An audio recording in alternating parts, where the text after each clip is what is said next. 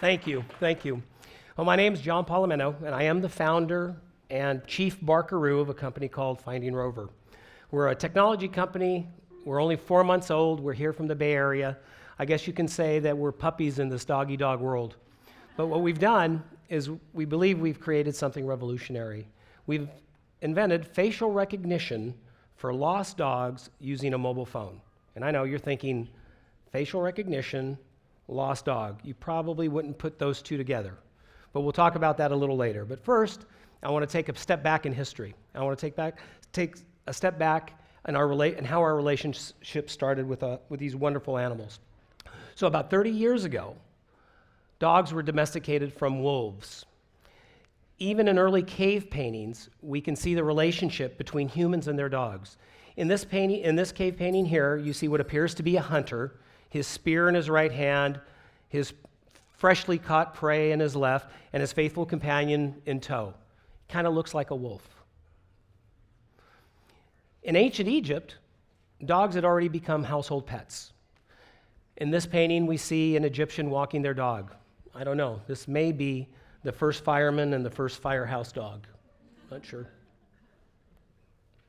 As we move on in time to Europe in the Renaissance, we see a painting here by Piero di Cosimo, about 1462, and this is believed to be the first painting that depicts a dog showing human emotions. If you look closely, you can see the sorrow in the dog's eyes and in the dog's face at what appears to be the loss of its master. In this painting, or also from the Renaissance period, we see a dog with a child. I believe that a dog's bond to a human is like no other animal. They instinctively protect us. They intuitively know what we feel. I'm sure all of you have had the time when you were at home sick or weren't feeling well, and your faithful companion was right by your side, chin on your lap, feeling the exact same way that you did. It's just who they are. In the early 1900s, our bond with our dogs became so strong that people believe that we started looking like our dogs. I think this was the first photograph for the both of them. Say cheese. And even today, our furry friends just want to give us a big hug and a big lick because they love us. I think she's enjoying it. But our dogs are also there in times of destruction and despair, when we need them the most. They're always there to rescue us. Be it by land, be it by sea, be it by air, the D team is always there to rescue us. So why? Why do we have such a special relationship with our dogs?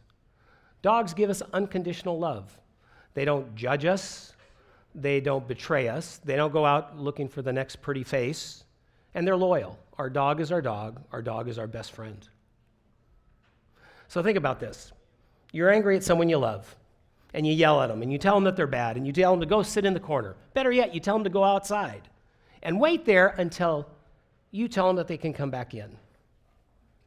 Now, how many of your loved ones are going to come running back, give you a big kiss, and want to play? I don't know about you guys, that wouldn't work out so well for me. My wife's out there going, no, it wouldn't.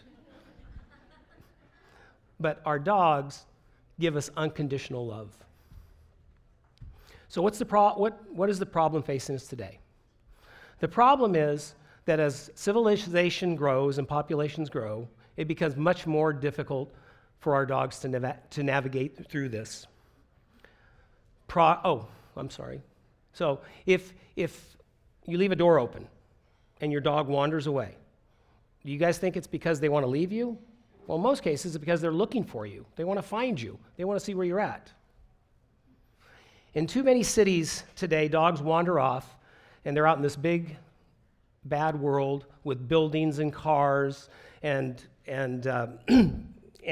roads, so they can't find their way back home. Even if a neighbor finds your dog, nothing's guaranteed that they know who the dog belongs to or where the dog goes.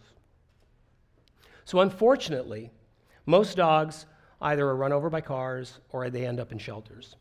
This past year, I've visited shelters all over the country, and my heart goes out to every shelter worker, every volunteer who are dedicated to saving these animals. They're amazing people. They do everything they possibly can to find a home, or find their home or a new home for these dogs. But unfortunately, the sad truth is there are too many animals and not enough resources. Last year in the United States, 3 million dogs were euthanized. 3 million. That's 1 every 11 seconds. Since I've been up here talking to you, 12 dogs have been euthanized. But we're here to change that. We're here to fix that. It's not a new concept. We've been trying to save our furry friends for years and years and years.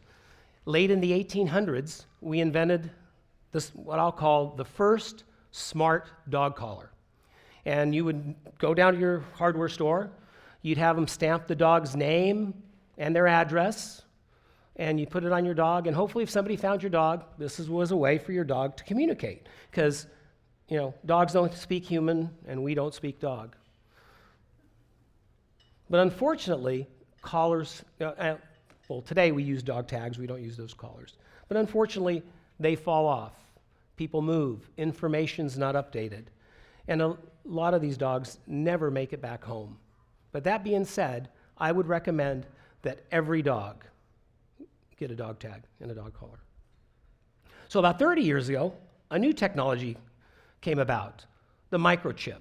Wonderful technology. You can't lose it, can't fall off. A chip is embedded into a dog, and if the dog's found and brought to a facility where it can be read, voila, the dog can be returned to its owner.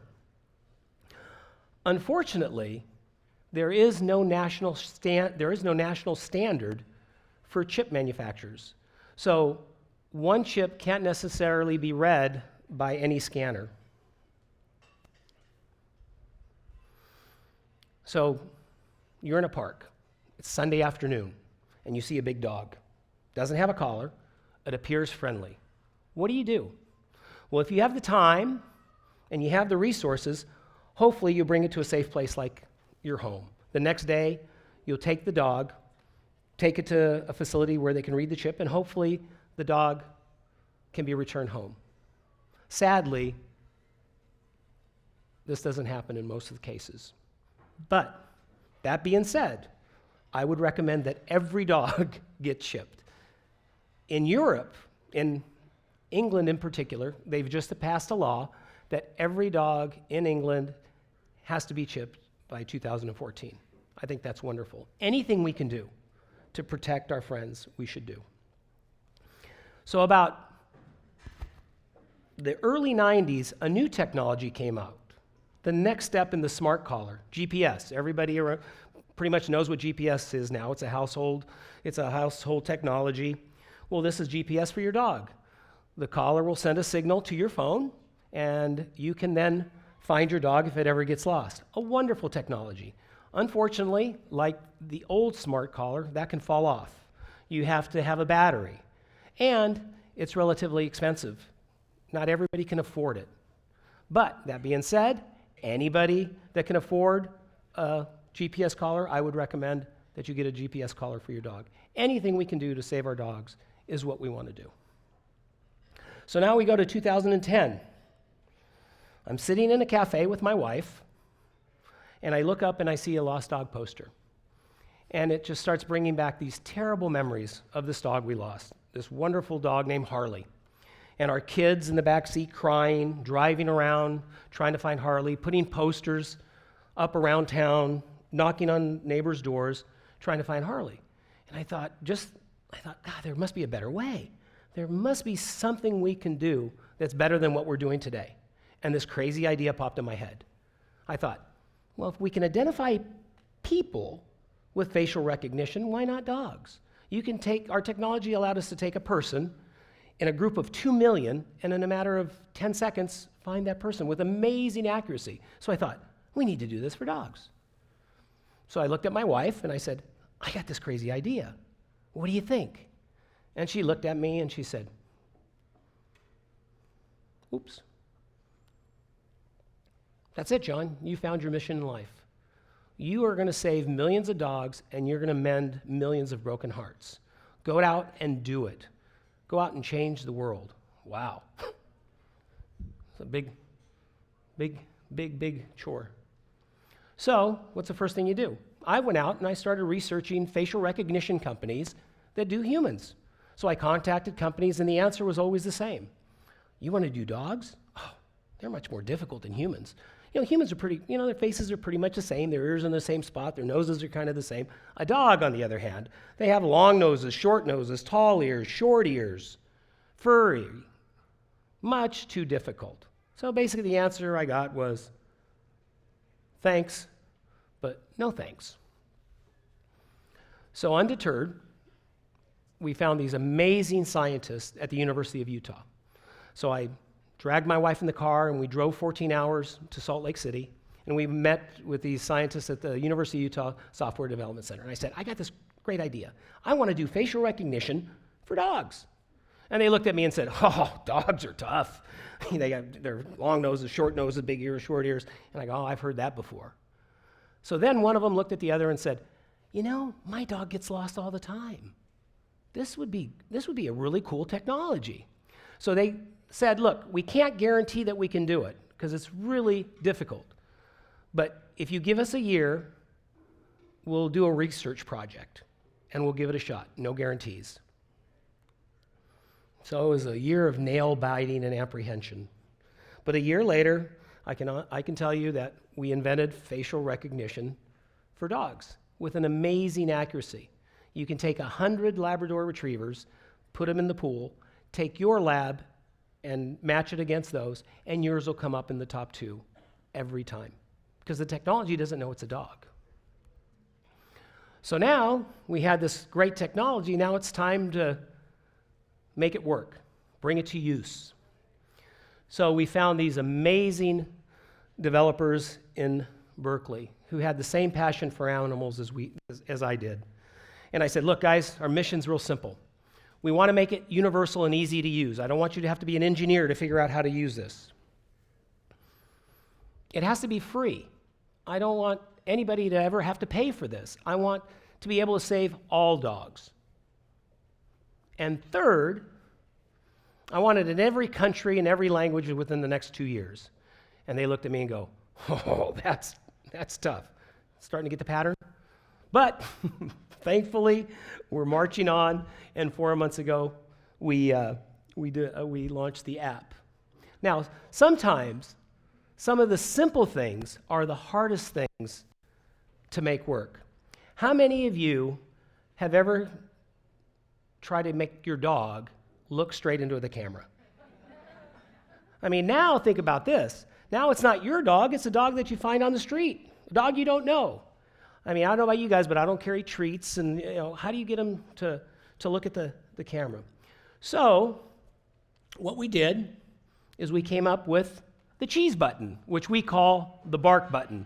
So what you do is right before you get ready to take a picture of the dog, you hit the bark button.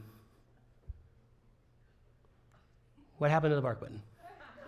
And the dog goes, huh? So basically what happens is the camera starts squealing like a puppy, and 90% of the dogs look at you and go like this. And so, boom, you take the picture. Now, our app allows you to rotate the dog's head, horizontally, so it'll work. And so, with the bark button, we're able to get dogs to look at the camera. So the next step was we had to make it easy. So we'll see if this works.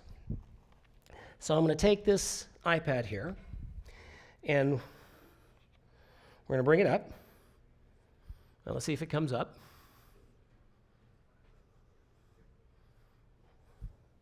Maybe not. That way. We're not going to get this to work, guys? Oh, 1 second. Okay. It's coming up. Okay. So that's our dog Lola. That's our dog Lola. So what I did is we put one of our dogs out there like it got lost, and I didn't know about it. I got home at night. I didn't know my dog had gotten out. I say, oh, where's my dog? So I go here, and I put, I lost my dog. And which dog is it? Well, let's just say I lost Winnie. So I lost Winnie, so now the app's going to ask you, well, where did you lose Winnie? Well, I lost her right over here. That's where I lost her. So it says, start the search. So now you do, like you normally would, you do a dog poster. You put a little information about your dog. We're just going to say okay and done. So now it's going to start doing a facial recognition search. It's going to search every dog that's been lost in the area within a 10-mile area. Look what's up on top. There's Winnie. It's that accurate. It's that amazing.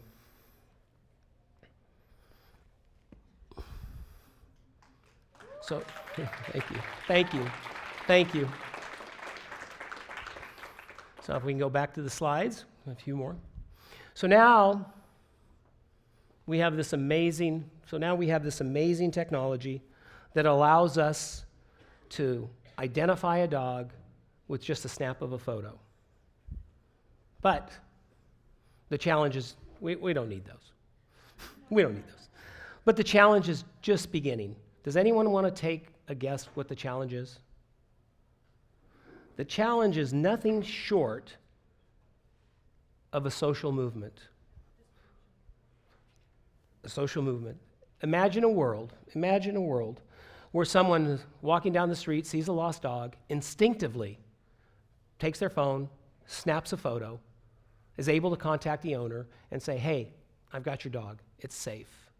Imagine a world where there are no more lost dogs, that we, as a community, as a society, as a species, look after each other's dogs as just like we would our own. We have the technology. Do we have the passion? I believe we do. I believe we do have the passion. It all starts right here within all of us. So you ask me why I'm here. Is this a woman's issue? You bet. Is this a man's issue? You bet. But most of all, it's a dog's issue. It's us giving back to them unconditional love like they've given us. So every dog is a lucky dog. Thank you very much.